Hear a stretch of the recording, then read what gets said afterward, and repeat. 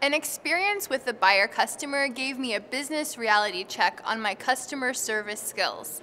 I'm Sarah Taylor, a broker associate with Remax Masterpiece Realty in Port St. Lucie.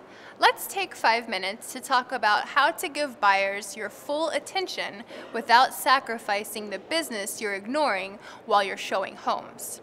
During our busy season, I was working with a buyer. While I was being attentive to her email questions and set up tours of houses in a timely manner, I learned that my attention during the tours was subpar. When the transaction was almost closed, we had a heart-to-heart, and she told me that when we were touring houses, she felt that she did not have my undivided attention. She didn't like that I was checking my phone, taking calls, or texting while she was looking through the house. She wanted me to follow her around the house to talk about each room. While I realized she is an extreme case, it made me do a self-check on my customer service skills. Thankfully, this buyer experience worked out just fine. We got a house under contract, closed, and we still speak today. Buying a home isn't like going to the grocery store. It's a huge event, and buyers deserve the utmost professionalism. They deserve to have you present the entire time.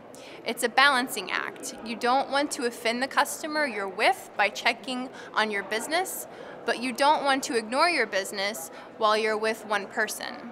For me, getting up a little earlier in the morning helps me start my day without having unfinished business looming.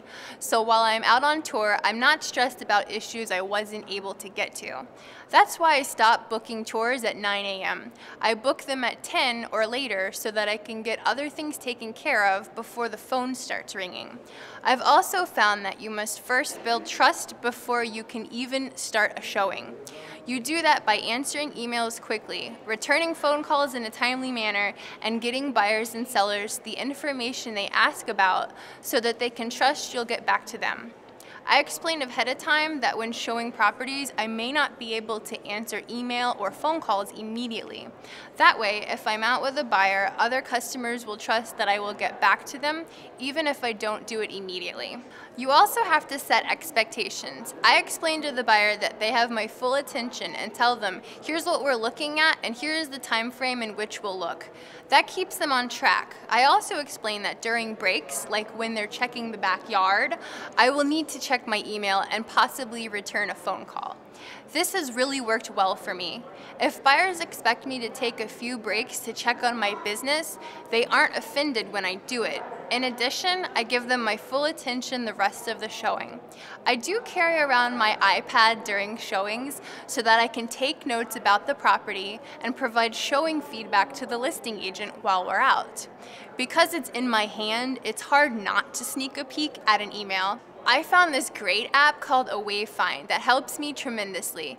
With the app, you enter keywords such as a certain person or a property address, and the app will notify you using a push notification to your smartphone or tablet that you received an email that includes those keywords. Then I can excuse myself to respond. I do this for transactions that I'm having issues with or with important emails that I'm waiting to receive. That way, I know when something is urgent and needs my attention. It helps me to quit constantly checking my iPad or phone. While I have yet to do this, I think it's a good idea to leave a special voicemail explaining when you're out on tour. You can give specific times, such as, I'm out between 2 and 5 and we'll get back to you after that time. Again, that helps set expectations. I also figured out that I have to be careful not to book too many buyers back to back. You never know when someone will take longer to view homes or if someone wants to write an offer on the spot. Fewer showings reduce stress levels for everyone, and I have fewer time issues with my other customers. Perhaps the thing that helped me the most was taking a day off or the whole weekend off to completely unplug.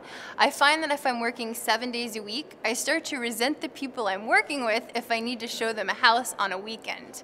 If a buyer insists touring properties on my day off, I refer them to another agent. I find that it's worth my sanity to do this. The truth is, every customer deserves your undivided attention, but it's hard to be out of the office on showings for several hours a day when you're juggling other transactions. By setting expectations and using simple strategies, you can keep everyone happy.